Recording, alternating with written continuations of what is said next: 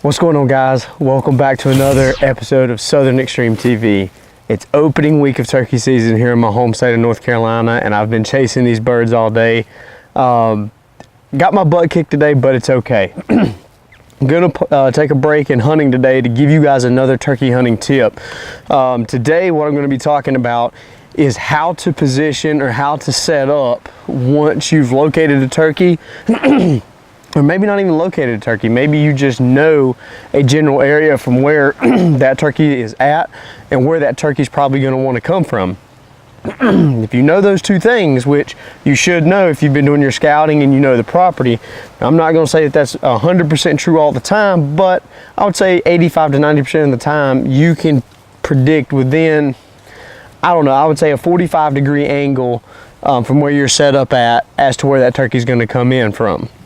Now, what I mean by that angle is if you're looking straight forward and that's 12 o'clock, from your 12 o'clock to typically your 9 o'clock, you should be able to somewhat figure out if that turkey's gonna come within that window. Now, give or take a little bit, you know, obviously you can swing a little bit to your 1 or 2 o'clock and on down into, you know, maybe your 8, 7 o'clock on, you know, where you're facing. But for the most part, how you set up is mainly going to depend on if you're a left or a right-handed shooter. Now, what I mean by that is, let's say, for example, let's take myself. I'm a right-handed shooter, so naturally I'm going to be facing like this when I shoot. Now, the reason that that is important is because with turkey hunting, your goal is to have as little movement as possible because they can see very, very well. One of the best eyesight of any animal out there. And so behind hunting these turkeys is you have to have as little movement as possible. So what I want to do, let's say that I sit down up against this tree here and let's say I've heard a turkey gobble out in front of me or maybe off to my left. The way that I'm going to set up is I want the majority of the area to where that turkey could come in at to be to my left, about my 10 or 11 o'clock. Now, the reason for that is typically this is how I'm going to be setting up when I'm turkey hunting.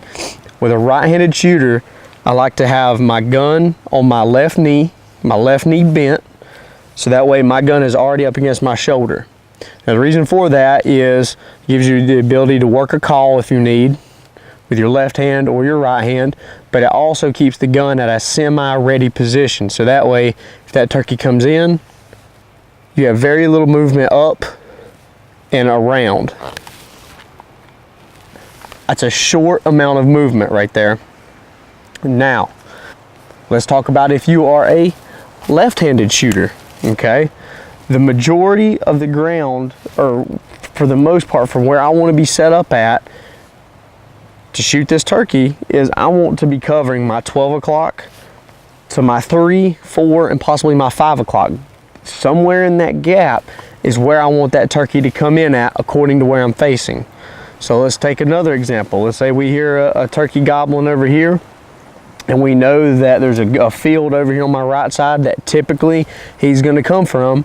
I want to put that field at about my 1 or 2 o'clock. The reason being is if I'm a left-handed shooter, typically I'm going to have this gun on my right knee with the stock of the gun up against my left shoulder. And guys, I apologize for the wind.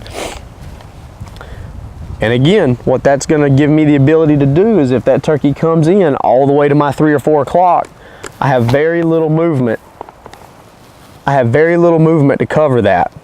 Or that turkey comes straight down my gun barrel, it's going to be a simple up. 2 or 3 inches of movement maybe. On top of the fact that I can still cover all the way back to my 12 o'clock and even a little bit farther past if need be. Now, what this is going to do, guys, is it's going to give you the advantage of covering a wide variety or a wide angle of ground, but not just any ground, high quality ground. And what I mean by that is the ground that you're covering based on how you set up can make or break whether you shoot that turkey or not.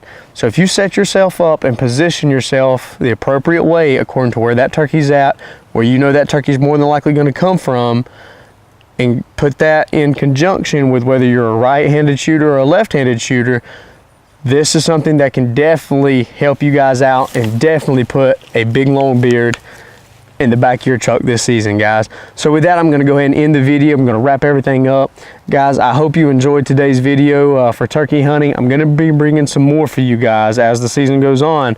If this is the first video you're watching, go back and watch some of my other videos on turkey hunting. I have some really nice tips that's definitely going to help you guys out this spring turkey season. As always, guys, if you enjoyed my videos, make sure you like, share, and subscribe all my stuff. It helps me out, and I absolutely love getting the positive feedback. When you subscribe, it lets me know that I'm doing something right and that you guys enjoy watching what I'm doing. So with that being said, guys, I'm going to end the video. Cannot thank you guys enough for watching Southern Extreme TV. And until next time, be sure to bring you guys along for all my adventures. Thank you so much for watching.